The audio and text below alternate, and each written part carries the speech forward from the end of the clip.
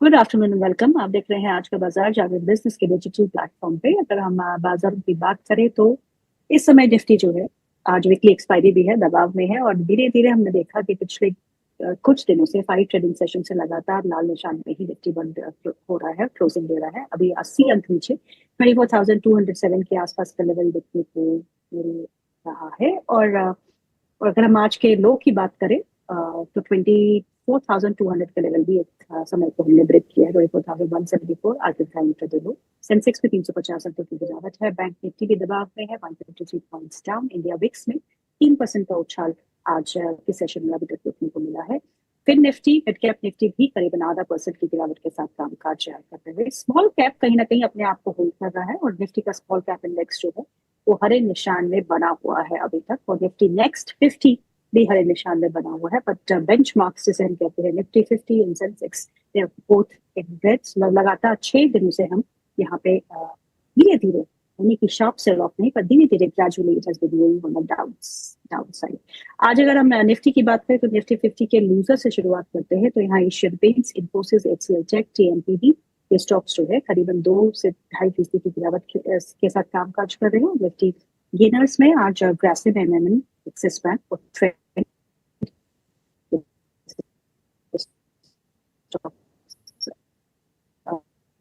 शामिल है। बढ़त भी इतनी नहीं है। लोग की बात छोड़ देते हैं, हाई की अगर बात करें तो वेल्सपन लिविंग बहुत ही अच्छा मूव दिखाया है। स्टॉक स्पेसिफिक मूव जो है वो हमारे बाजार में देखने को मिल रहे हैं। बेंच मार्क्स को थोड़ी देर इग्नोर करना पड़ेगा जब तक वो अपने एक रेंज, एक दायरे से बाहर नहीं निकलते। और दायरे का कारण हम सब जानते हैं, मिडिल ईस्ट के क्राइसिस, टेंशन जो अभी खत्म नहीं हुए हैं और स्टेटमेंट्स जो है वो आना बिल्कुल हमें देखने को मिल रहा है। Yes. Amol, you want to say something? I have my guest with me. तो थोड़ा वॉल्यूम इशू था। नहीं नहीं, सुन रहा था बट वॉल्यूम इशू थोड़ा था, तो इफ पॉसिबल थोड़ा वॉल्यूम बढ़ाओगे तो बेटर रहेगा। Okay, can you hear me now? या बट वॉल्यूम कम है थोड़ा सा। Okay, my producers, please if you can increase my volume from there, I'm at full volume.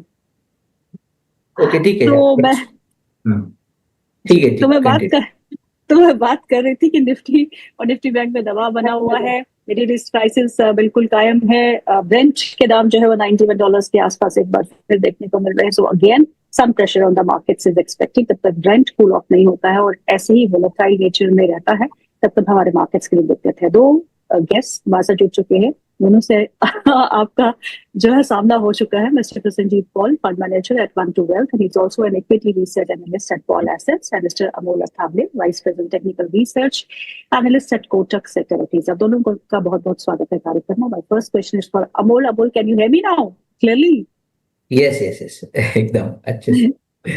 So Amol, Nifty और bank Nifty, all the benchmarks एक दायरे में फंसे हुए हैं। इस दायरे से निकलना बहुत लाजमी होता है because it's testing your patience. अब पेशेंस भी जवाब दे चुकी है।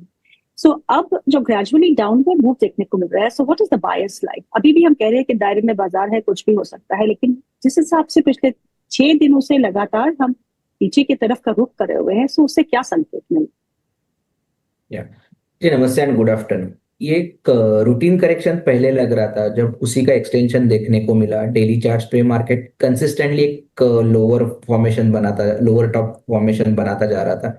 इंट्राडे में भी सेम फॉर्मेशन है, तो एक रूटीन करेक्शन था बट एक्सटेंड काफी हो चुका है। तो मुझे लगता है कि एक रिवर्सल के लिए यहाँ पे मूव ड्यू है। बट अगर मैं रिवर्सल के लिए वेट करता हूँ या लेवल्स की तरफ, निफ्टी की तरफ स्पेसिफिकली देखता हूँ, तो मेरा पहला रेफरेंस पॉइंट रहेगा 20 डे सिंपल मूविंग एवरेज का, और अगर लेवल के हिसाब से रहेगा तो 24,400 का। जब तक उसके नीचे मार्केट है, थोड़ा सा वीक सेंटीमेंट बना रहेगा, बट जब ये लेवल क्रॉस होगा तो एक शार्प बाउंस बैक आने वाले दिनों में देखने को मिल सकता है।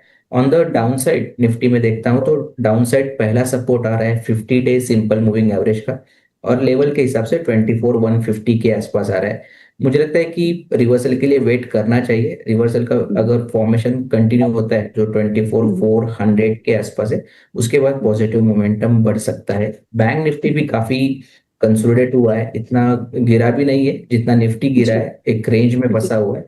बट रेंज ब्रेकआउट का बैंक निफ्टी के लिए इंतजार रहेगा। On the higher side 57,800 range breakout रहेगा। ऑन द फ्लिप साइड अगर मैं करेक्शन की तरफ देखता हूँ तो 5700 अगर ये ब्रेक होता है तो शायद करेक्शन का एक्सेलरेशन और बढ़ता हुआ बैंक निफ्टी में देखने को मिल सकता है। Sanjeev, thank you so much for joining in today. आप अर्निंग्स के बाद आपका नजरिया बाजार पे क्या बन रहा है? क्योंकि earnings have been a bit of surprise इसलिए क्योंकि हम लो एक्सपेक्टेशन के साथ इस अर्निंग सीजन में गए थे, लेकिन majority of the companies have delivered. उन्होंने कॉस्ट इफेक्टिवनेस बिल्कुल क्लियरली इनके अर्निंग्स में देखने को मिल रही है और काफी अच्छे से अपने बैलेंस शीट को जो है वो मैनेज कर पाए हैं और अच्छे नतीजे दे पाए हैं। सो अर्निंग्स के बाद का नजरिया आपके बाजार पे क्या बन रहा है संजीव? अच्छा, सॉरी, मुझे लगा कि आप दूसरे गेस्ट से पूछे। आपने जैसे कि कहा कि अर्निंग इज अ हाईलाइट, क्योंकि मोस्ट ऑफ द कंपनीज जो क्या कर पाया, रॉ मटेरियल इंक्रीज जो है वो पास ऑन कर दिया। कि हमका ये जो लास्ट 3-4 महीने after middle east crisis and all जो सबसे देखने को मिला कि इन्फ्लेशनरी प्रेशर, कि हर कोई raw material, most of the raw materials are crude link, तो उसका प्राइस काफी बढ़ गया। Now the highlight for India Inc is most of the companies, maximum strong companies, they are successfully passing on to their end customer. इससे क्या हुआ, margin में ज्यादा गिरावट नहीं आया, टॉप लाइन बटम लाइन में अच्छा खासा स्ट्रेंथ दिखने को मिला। तो इसीलिए again sector specific, stock specific की अगर हम बात करेंगे, बहुत सारा कंपनीज फार्मा सेक्टर में, ऑटो एंसिलरी सेक्टर में, ये सब जो पासिंग ऑन रॉ मटेरियल वो अच्छा से कर पाया, and that's why the overall result is looking great. तो अर्निंग्स के बाद का नजरिया क्या है आपको? आपको लगता है कि जो अर्निंग्स बम्प अप हमने देखा है और आउट परफॉर्मेंस देखी है, ये नेक्स्ट क्वार्टर्स में भी कायम रहेगी, क्वार्टर 2, 3, 4? ऑब्वियसली ये नेक्स्ट क्वार्टर में भी कायम रहेगा, क्योंकि एक चीज क्या होता है ना, जब अर्निंग अच्छा होता है, मार्जिन ठीक ठाक रहता है, कैश फ्लो इंक्रीज होता है, और जैसे ही कैश फ्लो से क्या हो रहा है, बैलेंस शीट को डीलिवरेज हो रहा है। आप देखेंगे ये इस क्वार्टर में बहुत सारा कंपनी, और लास्ट 1 साल का ये ट्रेंड है, बहुत सारा कंपनी अपना बैलेंस शीट से डेट घटाया। अब डेट घटाने का ये जो प्रोसेस है, आपका जितना कैश फ्लो ज्यादा आएगा, जितना मार्जिन इंप्रूवमेंट होगा, उतना आप तेजी से डेट घटाएंगे, उतना आपका फाइनेंस कॉस्ट ज्यादा गिरेगा, करेक्ट? तो इसीलिए ये जो प्रोसेस है, it's not a one time, कि ऐसा नहीं कि एक क्वार्टर हुआ खत्म हो गया। रेदर अभी तो रॉ मटेरियल प्राइस का जो इन्फ्लेशन था वो अभी नॉर्मलाइज हो गया, कि मार्केट में क्या है, पीपल एक्सेप्ट। आज भी मतलब क्रूड ऑयल का प्राइस, गैस का प्राइस, मतलब बिगिनिंग ऑफ द 2026 काफी एलिवेटेड लेवल पे है, बट हर कोई कंपनी क्या हुआ, मार्केट को नॉर्मलाइज करके पास ऑन कर दिया। तो एक तरफ आपका कॉस्ट इन्फ्लेशन पासिंग ऑन हो रहा है, दूसरी तरफ आपका बैलेंस शीट डीलिवरेज हो रहा है, मतलब फाइनेंस कॉस्ट घटेगा। तो ओवरऑल मेरा ये मानना है कि आने वाला नेक्स्ट Q2, Q3 और Q4 में अर्निंग का मोमेंटम और बेहतर होगा।